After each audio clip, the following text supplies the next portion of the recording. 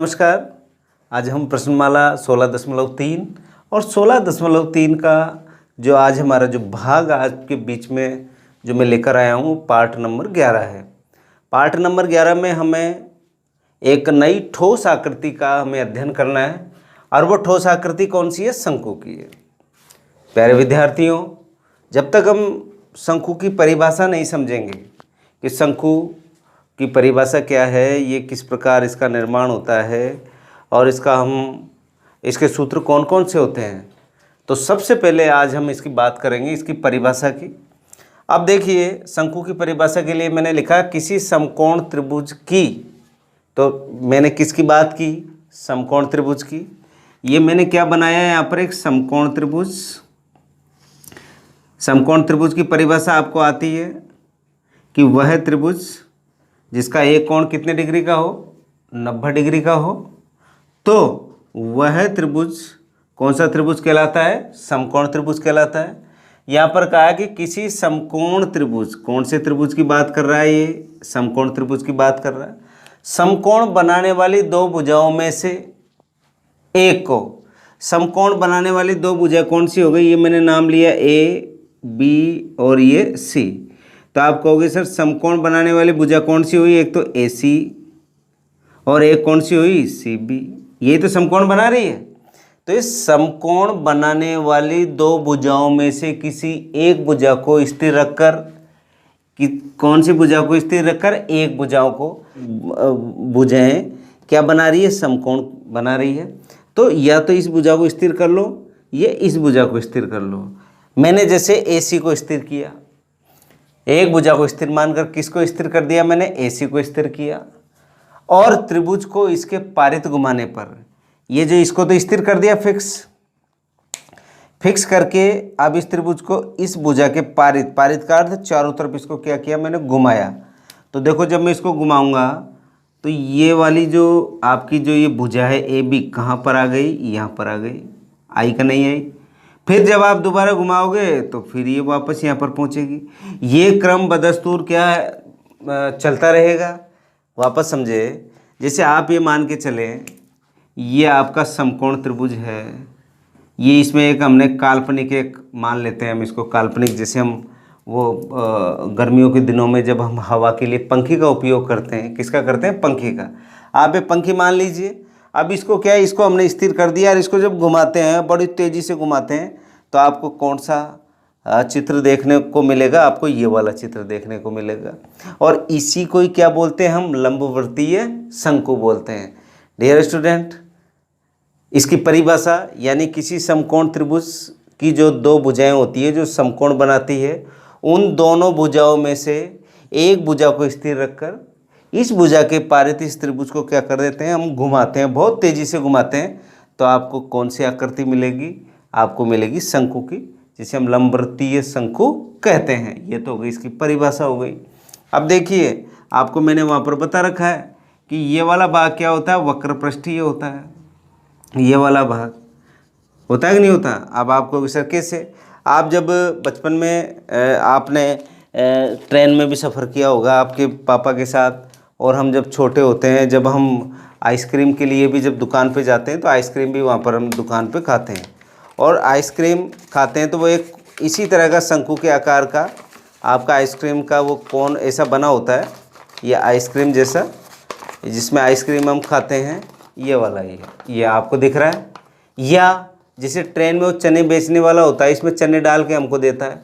तो ये जो शेप है, ये शेप किसकी शेप है? आप कहोगे सर ये किसकी है? शंकु की है। ये वाला भाग कौन सा भाग कहलाता है? वक्र पृष्ठ वाला भाग कहलाता है। अब आप कहोगे सर इसमें ये वक्र पृष्ठ तो हो ही गया, अब संपूर्ण पृष्ठ की बात करें तो आप कहोगे सर एक वृत्त और बन रहा है, ये वाला पूरा का पूरा वृत्त जिसको हमने नीचे प्रदर्शित कर रखा है।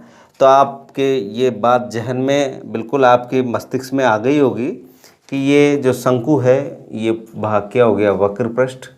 और ये वाला जो भाग है ये वाला, ये क्या हो गया? एक वृत्त। ठीक है। जैसे आपने बर्थडे आपने हैप्पी बर्थडे को विश किया होगा, या आपका या आपके छोटे भाई का या बहन का, तो वहाँ पर इस प्रकार की टोपी, हम जोकर की टोपी जिसको बोलते हैं, वो उसको लगा देते हैं। इसी तरह आपने चने खाए होंगे, तो चने में इस तरीके से वो ऐसा बना के कौन, चने हैं, मूंगफली है, तो इस तरह के हमको वो जो दुकान वाला होता है वो हमको इस तरह की आकृति में देता है। तो ये आकृति क्या होती है, आप कहोगे सर इस आकृति को क्या कहते हैं, हम शंकु कहते हैं। कौन सी आकृति है, शंकु। अब वक्र पृष्ठ, वक्र का अर्थ ये वाला पृष्ठ हो गया। अब वक्र पृष्ठ का जो सूत्र होता है यहाँ पर आता है सबसे पहला सूत्र, शंकु के वक्र पृष्ठ का क्षेत्रफल, शंकु के वक्र पृष्ठ का क्षेत्रफल। शंकु का वक्र पृष्ठ का क्षेत्रफल सीधा सीधा सूत्र होता है, क्या होता है, पाई आर एल। पाई आप समझते हो क्या होता है, पाई 22/7, लगभग इसका मान 22/7 के रूप में हम उपयोग में लेते हैं, या 3.14 के रूप में हम यहाँ पर लिखते हैं। आर आप जानते हो त्रिज्या होती है, हमने पढ़ा है, हमने बेलन में भी समझा है। इसके अलावा जो एल है, ये एल क्या होती है, तिर्यक ऊंचाई होती है। कौन सी ऊंचाई होती है, तिर्यक ऊंचाई। इस एल को बोलते हैं तिर्यक ऊंचाई। कौन सी ऊंचाई, तिर्यक ऊंचाई। तो आपके बिल्कुल जहन में बात आ गई कि एल क्या होती है, तिर्यक ऊंचाई होती है, ये तिर्यक ऊंचाई हो गई। तो ये किसका सूत्र हुआ, आप कहोगे सर शंकु के जो वक्र पृष्ठ का जो क्षेत्रफल है, शंकु के वक्र पृष्ठ का क्षेत्रफल हो गया पाई आर एल। ठीक है। इसके बाद में आता है, ये तो वक्र वक्र लिया, ये जो मैंने रेड कलर में आपको दर्शा रखा है ये वक्र पृष्ठ है पूरा। अब वो पूछे नंबर 2 पे कि शंकु के या शंकु का संपूर्ण पृष्ठीय, शंकु का संपूर्ण पृष्ठीय क्षेत्रफल के बारे में अगर उसने पूछ लिया, तो अब आप देखिए ये वक्र तो आना ही आना है, तो ये वक्र पृष्ठ तो मैंने लगाया ही लगाया, प्लस क्या बढ़ गया, ये वृत्त का क्षेत्रफल और बढ़ गया। वृत्त का क्षेत्रफल का सूत्र क्या होता है, पाई आर स्क्वायर होता है। यहाँ पर कॉमन क्या आ रहा है, पाई आर कॉमन आ रहा है, पाई आर कॉमन क्या बचा, एल प्लस आर। तो आपका जो शंकु का संपूर्ण पृष्ठीय जो क्षेत्रफल है उसका सूत्र क्या हो गया, पाई आर कोष्टक एल प्लस आर। अब एक और बच रहा है, वो कौन सा बच रहा है, आयतन का, शंकु का आयतन का सूत्र। शंकु का आयतन, शंकु का आयतन आपको मैंने बेलन का आयतन का सूत्र बता रखा है, क्या होता है, पाई आर स्क्वायर एच। ये किसका होता है, बेलन का होता है। इसको आगे आप 1/3 से गुणा कर दें, या इसमें 3 का क्या लगा दें, भाग लगा दें, तो ये किसका आयतन का सूत्र हो जाएगा, आप कहोगे सर ये आयतन का सूत्र हो जाएगा शंकु का आयतन का सूत्र। तो शंकु और बेलन का आयतन के जो सूत्रों में जो अनुपात होता है वो 1:3 का होता है। आपको पता है, जैसे अगर शंकु का आयतन 33 होगा तो आपके जो बेलन है उसका आयतन कितना होगा, 99 होगा, क्योंकि 1/3 है। किसका 1/3 है, अगर इसकी जगह हम यहाँ लिख दें बेलन का आयतन, लिख सकते हैं, क्योंकि बेलन का आयतन का सूत्र क्या होता है, पाई आर स्क्वायर एच। तो जो बेलन का आयतन होता है उसका 1/3 किसका आयतन होता है, आप कहोगे सर शंकु का आयतन होता है। तो प्यारे विद्यार्थियों, ये 3 ही सूत्र हैं, आपके और भी दे रखे हैं। तिर्यक जो ऊंचाई निकालने का, ये सीधी ऊंचाई है h, ठीक है, ये आपकी त्रिज्या r हो गई। तो यहाँ पर अगर आप इसका ये h चाहिए, यहाँ पर h यानी ऊंचाई चाहिए, तो आपको पता है ये 90 डिग्री का कोण है। तो ये वाला जो ट्राइंगल है आपका, कौन सा, ये जो आपका ट्राइंगल है ABC, ये समकोण त्रिभुज है। और समकोण त्रिभुज होते ही आप कह दोगे सर कर्ण क्या हो गया, L हो गया। ये कर्ण का स्क्वायर बराबर आधार, आधार क्या हो गया, BC यानी आधार हो गया R स्क्वायर। और ये जो ऊंचाई है ये हो गया लंब यानी प्लस H स्क्वायर। L निकालना है तो ये स्क्वायर हटाएगा तो इधर क्या लग जाएगा, अंडर रूट लग जाएगा, R square plus H square. ये मैंने अलग से आपको इसलिए नहीं बताया, ये तो अंडरस्टूड बात है। हम जानते हैं समकोण त्रिभुज के गुणधर्म हमको आते हैं, और समकोण त्रिभुज के गुणधर्म में हम पाइथागोरस प्रमेय, बोधायन प्रमेय जिसको भी बोलते हैं हम, वही कर्ण का स्क्वायर बराबर आधार का स्क्वायर प्लस लंब का स्क्वायर, या किसी समकोण त्रिभुज की सबसे बड़ी भुजा का वर्ग शेष दोनों भुजाओं के वर्ग के योग के बराबर होता है। तो उस नियम से हम यहाँ पर चाहे वो L पूछे, चाहे H पूछे, चाहे R पूछे, हम इजी गोइंग वहाँ पर निकाल लेंगे। तो प्यारे विद्यार्थियों, ये 4 बातें मैंने आपको बताई है। एक तो परिभाषा, परिभाषा जब तक आपको नहीं आएगी परिभाषा तो मस्ट है। हम जिस भी टॉपिक को पढ़ रहे हैं, जिस भी टॉपिक में जिस बिंदु पर हम चर्चा कर रहे हैं, उसकी परिभाषा आपको आनी ही आनी चाहिए प्यारे विद्यार्थियों। परिभाषा अगर हमको अच्छे से आ गई तो आपकी आधी टेंशन तो वहीं समाप्त हो गई। आगे बढ़ रहे हैं अब हम प्रश्नों की ओर, तो इसको आप अच्छे से देखना। परिभाषा मैंने बताई है, परिभाषा के साथ आप सूत्रों को अच्छे से देखें और उसके बाद में हम सवालों की ओर बढ़ रहे हैं। प्रश्न नंबर 1 16.3 का प्रश्न नंबर 1 में कहा है एक शंकु की ऊंचाई कितनी दे रखी है, 28 सेंटीमीटर। हमने इस शंकु का क्या बनाया, चित्र बनाया। इसकी ऊंचाई है, ऊंचाई का अर्थ ही हो गया ए बी, यानी एच बराबर कितना दे दिया उसने, 28 सेंटीमीटर। ठीक है। आधार की त्रिज्या 21 सेंटीमीटर। ये आधार क्या है, बी सी है, इसकी त्रिज्या कितनी है, 21 सेंटीमीटर। ये त्रिज्या दे दी। उसने क्या पूछा आगे, इसका वक्र पृष्ठीय क्षेत्रफल। नंबर 2 पे पूछा संपूर्ण पृष्ठीय क्षेत्रफल। और नंबर 3 पे पूछा है जो ये आपका शंकु है, इस शंकु का क्या निकालना है, आपको आयतन निकालना है। तो हमने हल चित्र प्रदर्शित किया। चित्र में हमने जो जो मान उसने हमको दिए हैं वो हमने चित्र में प्रदर्शित कर दिए। अब आपको एक मान निकालना है, वो किसका, तिर्यक ऊंचाई का, यानी एल का मान आपको यहाँ पर निकालना है। अब आप जानते हैं, क्या जानते हैं, हम जानते हैं वही पाइथागोरस प्रमेय से। यहाँ पर लिख देते हैं त्रिभुज की भी आवश्यकता नहीं है, यहाँ पर लिख दो। हम जानते हैं कि सीधा ही सूत्र, हम जानते हैं कि शंकु की तिर्यक ऊंचाई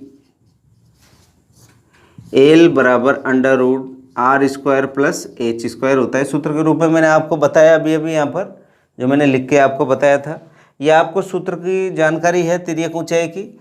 अब यहाँ पर देखो, एल का मान आपको निकालना है, आर आपके पास कितना है, 21 है, यह आ गया 21 का वर्ग। एच कितना है आपके पास, 28 है, यह 28 का वर्ग। आपने मान रख दिया, 21 का वर्ग रखा और आपने किसका रखा, 28 का वर्ग रखा। अब आपको पता है 21 का वर्ग क्या होता है, 441 होता है, प्लस जो 28 का 28 इंटू 28 का मान होता है 784। 28 का वर्ग 784, 21 का वर्ग कितना हो गया, 441 हो गया। और दोनों को जोड़ेंगे, 4 और 1 5, ये हो गया 8 और 4 12 का 2, हासिल का 1, 8 और 4 12, 1225 किस में, अंडर रूट में। तो एल बराबर 1225 का जब हम अंडर रूट निकालते हैं किसका होता है, 35 का होता है, आपको पता है इसका। और इकाई किस में दे रखी है, सेंटीमीटर में दे रखी है। तो आपने एल का मान कितना निकाल लिया, 35 सेंटीमीटर आपने निकाल लिया। अब 35 सेंटीमीटर किसका मान निकाला आपने, एल का मान निकाला। तो एल बराबर हो गया 35 सेंटीमीटर। सारे डाटा आज आपके पास आ गए। एल का मान 35 हो गया, एच का मान 28 हो गया, और आर का मान कितना है, 21 सेंटीमीटर है त्रिज्या का। ये 21 क्या है, ये त्रिज्या है, आर है। अब देखिए नंबर 1 क्या पूछा था उसने, नंबर 1 पूछा वक्र पृष्ठीय क्षेत्रफल। तो देखो शंकु का वक्र पृष्ठ का क्षेत्रफल बराबर क्या होता है, पाई आर एल। यही तो होता है। पाई की वैल्यू आपको पता है 22/7 होती है। आर आपको दे रखा कितना, 21, और एल कितना है, 35 है। देखो 7 एकम 7, 7 तिये 21, 22 तिये 66 इंटू 35। अब 66 को किससे गुणा करेंगे हम, अब 66 को जब हम 35 से गुणा करेंगे तो आएगा 2310। कितना आएगा, 2310। क्या है ये, क्षेत्रफल है। तो यहाँ पर लिखा वर्ग, और किस में है ये, इकाई सेंटीमीटर में, वर्ग सेंटीमीटर। तो आप इन दोनों को जब गुणा करेंगे, 66 इंटू 35 करेंगे, तो 66 इंटू 35 करने पर आपके पास जो आंसर आएगा 2310 वर्ग सेंटीमीटर। ये आपने क्या निकाल लिया, वक्र पृष्ठ का क्षेत्रफल निकाल लिया। अब किसका नंबर आता है, संपूर्ण पृष्ठ का क्षेत्रफल। तो यहाँ पर लिखेंगे शंकु का संपूर्ण पृष्ठ का क्षेत्रफल बराबर क्या होता है, सूत्र आप लिखेंगे यहाँ पर। सूत्र होता है संपूर्ण पृष्ठ का, पाई आर को आर होता है, क्योंकि मैंने कहा था वक्र पृष्ठ के क्षेत्रफल में आपके वृत्त का क्षेत्रफल को हमने जोड़ा था। वहाँ पर मैंने बताया था पाई आर एल में क्या जोड़ा था, पाई आर स्क्वायर जोड़ा था। ये क्या पाई आर कॉमन आया था, एल प्लस आर, यही था हमारे पास सूत्र। अब यहाँ पर मान रखते हैं, देखो पाई की वैल्यू कितनी है 22/7, आर आपको दे रखा है 21, एल की वैल्यू आपको पता है कितनी है 35, प्लस आर आपको पता है आर कितना है वही 21। ये देखो अब इससे कट गया, कितनी बार 3 बार, 22 3 कितना हो गया 66 इंटू, अब 35 में 21 जोड़ेंगे तो 5 और 1 कितना हो गया 6 और 3 और 2 5, ये हो गया 56 इंटू आपके पास आ गया 66। अब 56 को जब 66 से गुणा करेंगे तो आएगा 3696। कितना आएगा 3696। क्या है ये क्षेत्रफल है, तो यहाँ पर लिखा वर्ग सेंटीमीटर। ये आपने क्या निकाल लिया इसका शंकु का संपूर्ण पृष्ठ का क्षेत्रफल आपने यहाँ पर निकाल लिया। अब क्या पूछा, आयतन पूछा है, तो शंकु का आयतन बराबर, ये तीसरे नंबर का है, ये सेकंड का पूछा है इसने, ये आपका फर्स्ट आ गया। शंकु का आयतन बराबर, सूत्र आपके पास 1/3 into pi R square H, 1/3 into pi की वैल्यू 22/7, आर आपको पता है कितना 21 इंटू 21 इंटू एच की वैल्यू कितनी है 28 है। अब देखो जो कट रहा है उसको काट लेते हैं, 3 एकम 3, 3 7 21, 7 से 7 कट गया, आपके पास बच गया 22 इंटू 21 इंटू 28, यही तो बचा। देखो 7 या 21 से तो 21 विदा हो गया, अब आपके पास आ गया 22 इंटू 21 इंटू 28 आ गया। अब 22 इंटू 21 इंटू 28 को जब आप हल करोगे तो आपके पास आएगा 12,936। कितना आएगा 12,936 वर्ग, वर्ग नहीं आएगा, क्या है ये आयतन है, तो यहाँ पर क्या लिखेंगे घन, और किस में है ये सेमी में, तो घन सेमी आ गया ये। तो इस तरीके से हमने इस प्रश्न में 3 प्रश्नों को हल किया है। पहला जो प्रश्न था वो वक्र पृष्ठीय क्षेत्रफल था। वक्र पृष्ठीय क्षेत्रफल का सूत्र आपको पता है पाई आर एल होता है। दूसरा उसने पूछा संपूर्ण पृष्ठीय क्षेत्रफल किसका, शंकु का। शंकु का संपूर्ण पृष्ठीय क्षेत्रफल होता है पाई आर कोष्टक एल प्लस आर। इसमें मान रखा पाई का 22/7, आर आपको 21 दे रखा है, एच आपको 28 दे रखा है, एल आपको 35 दे रखा है। इसी तरह शंकु का आयतन का 1/3 पाई आर स्क्वायर एच, हमने पाई आर और एच का मान इसमें रखा और रखकर जब हमने इसको हल किया तो यह आ गया 12,936। ये क्या आ गया, इसका आंसर आ गया डियर स्टूडेंट। इस तरीके से हमने प्रश्न नंबर 1 को हल किया। परीक्षा में 3 3 4 4 यहाँ तो 4 प्रश्न बन गए। आप देखो एल का भी मान निकालना पड़ गया, वक्र पृष्ठ भी, संपूर्ण पृष्ठीय क्षेत्रफल भी और आयतन भी। एग्जाम में आपसे एक ही बात पूछेगा, या तो वक्र पृष्ठ पूछ ले, संपूर्ण पृष्ठ का क्षेत्रफल पूछ ले, या आयतन पूछ ले, या एल पूछ ले। तो इस तरीके से इस जो पहले प्रश्न में हमने जो चारों सूत्रों पर जो हमने बात की थी, उन चारों सूत्र ही इस प्रश्न में आपको देखने को मिले हैं। अब चलते हैं प्रश्न नंबर 2 की ओर। क्वेश्चन नंबर 2 में कहा है कि लंबवृत्तीय शंकु का आयतन 1232 सेंटीमीटर क्यूब है तथा इसकी ऊंचाई कितनी दे रखी है, इसकी ऊंचाई दे रखी 24 सेंटीमीटर हो, तो शंकु की तिर्यक ऊंचाई ज्ञात कीजिए। यानी तिरछी ऊंचाई बोल दो चाहे तिर्यक ऊंचाई बोल दो। तो यहाँ पर हमको सबसे पहले चित्र बनाना है। या आपने किसका चित्र बनाया, तो आप कहोगे सर हमने शंकु का चित्र बनाया। ये शंकु की क्या होती है, त्रिज्या होती है आर, ये शंकु की होती है सीधी ऊंचाई यानी एच, और ये होती है तिर्यक ऊंचाई। इसको ए बी और सी से हमने इसको क्या कर दिया, प्रदर्शित कर दिया। अब देखिए यहाँ पर जो जो दे रखा उसको प्रदर्शित कर देते हैं। तो हल क्या क्या दे रखा उसने, नंबर 1 शंकु का आयतन दे रखा है। शंकु का आयतन कितना दे रखा है, आप कहेंगे सर हमको दे रखा है 1232 सेंटीमीटर क्यूब, ठीक है।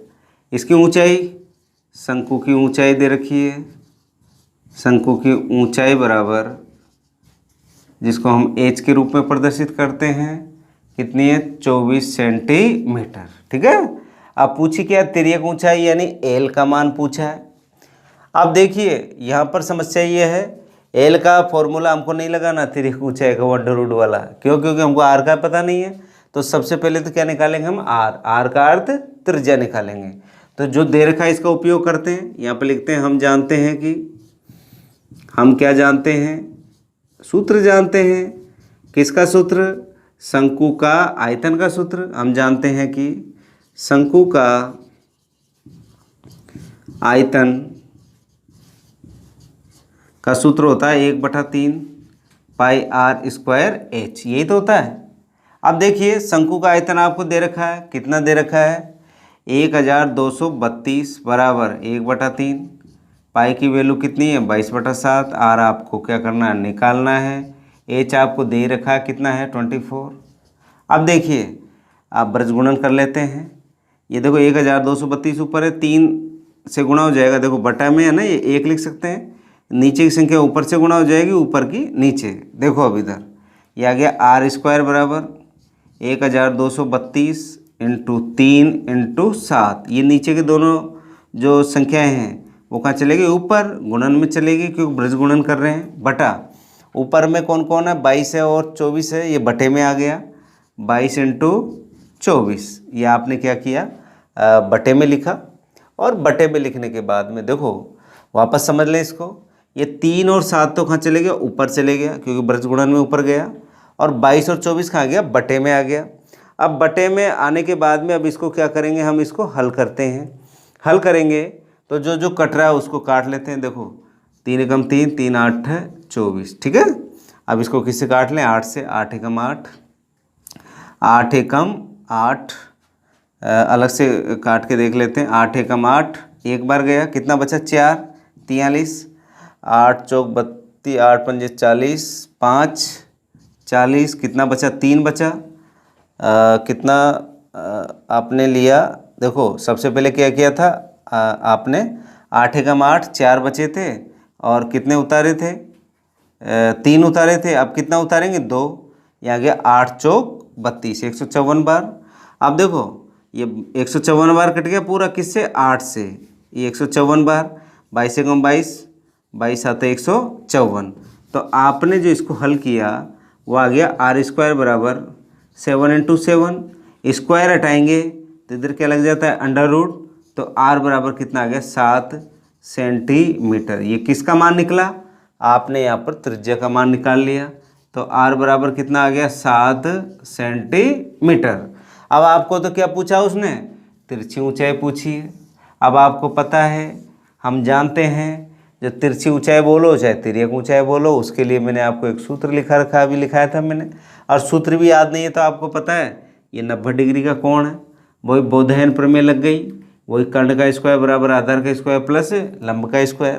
तो आपके पास आ गया एल बराबर अंडर रूट, यहाँ पर लिख सकते हैं हम जानते हैं कि, हम जानते हैं कि तिर्यक ऊंचाई किसकी है, शंकु की। शंकु की तिर्यक ऊंचाई एल बराबर क्या होता है, R square plus H square होता है, ठीक है। यहाँ पर एल बराबर आर की वैल्यू कितनी 7 का स्क्वायर। एच कितना है आपको दे रखा है उसने, कितना है एच 24 है, ये 24 का स्क्वायर हो गया। एल बराबर अंडर रूट 7 इंटू 7 49, और ये 24 इंटू 24, यानी 24 को 24 से जब हम गुणा करते हैं तो 576 आता है, 576। अब देखिए जोड़ लेते हैं दोनों को, ये कितना हो गया 5, ये 2, 625। तो एल बराबर ये जब 625 का अंडर रूट निकालेंगे हम तो कितना आता है 25 आता है। प्लस में भी होता है माइनस में भी होता है, लेकिन हम प्लस में लिखते हैं। क्यों लिखते हैं, क्योंकि लंबाई है। और किस में दे रखा है, इसमें इकाई सेंटीमीटर में है। तो आपके पास एल का जो मान आया निकल के वो कितना आया 25 सेंटीमीटर आया। तो आपने उपयोग किसका लिया, आपने उपयोग लिया इस आयतन का। शंकु का आयतन दे रखा है, ये शंकु का आयतन आपको दे रखा है। शंकु का आयतन का सूत्र आप जानते हैं 1/3 into pi R square H. और आयतन का रखा सूत्र में, जो जो मान हमको पता है वो रखे, यानी पाई का और एच का रखा, आर का हमको निकालना है। और हमने जब साधारण सी इसकी कैलकुलेशन की तो देन आर की वैल्यू हमने, यानी त्रिज्या का मान हमने कितना निकाल लिया 7 सेंटीमीटर। अब फिर आपको तो एल आर और एच का जो रिलेशन है, क्योंकि समकोण त्रिभुज मैंने परिभाषा में बताया है, परिभाषा बताने का सीधा सीधा जो मेरा लॉजिक था वो ये एल एच और आर के जो रिलेशन, जो संबंध को जो सूत्र प्रदर्शित कर रहा है, जो हमको बोधायनपुर में, जो कि हमारे सिलेबस में भी है, जब रेखागणित को हम पढ़ेंगे वहाँ पर हम इसको डिटेल से पढ़ेंगे। तो यहाँ पर हम जानते हैं वो कर्ण का स्क्वायर बराबर आधार का स्क्वायर प्लस लंब का स्क्वायर। इस तरीके से हमने आज केवल 2 ही प्रश्न ले पाए और इसकी जो परिभाषाएं हैं उसको आप अच्छे से आपको पढ़नी है।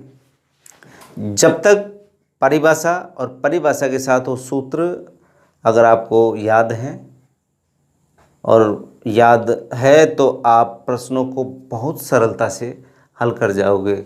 आपकी कैलकुलेशन जोड़ बाकी आपको गुणा भाग, ये सारी जो संक्रियाएं हैं बहुत अच्छे से आपको याद होनी चाहिए।